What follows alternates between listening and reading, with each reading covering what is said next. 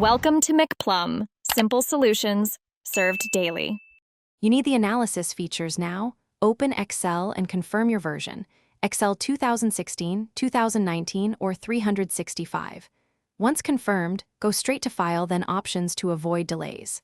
Find add-ins and look for Analysis Toolpak under Inactive Add-ins so you know it's available. Then click Go Next to manage. Excel add-ins, check Analysis Toolpak and press OK. This step loads the tools into the ribbon. Make sure to leave Excel open so the connector installs correctly. Once the add-in is active, switch to the Data tab and locate Data Analysis on the right. You'll choose a tool, Descriptive Statistics, Regression, or T-Test, based on the task. Select input ranges and indicate whether your data has labels. Make sure to set an output range or opt for a new workbook so results don't overwrite inputs. When applicable, adjust options like confidence level or residuals.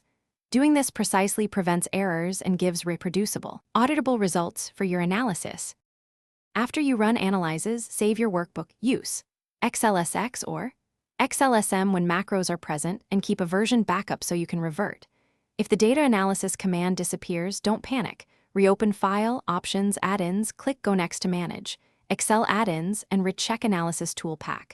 Restart Excel if needed. Also enable Analysis Toolpak VBA when macros call the tools. This single fix resolves most missing tool issues. If problems persist, verify your Office installation. Thanks for watching. Stay juicy and subscribe.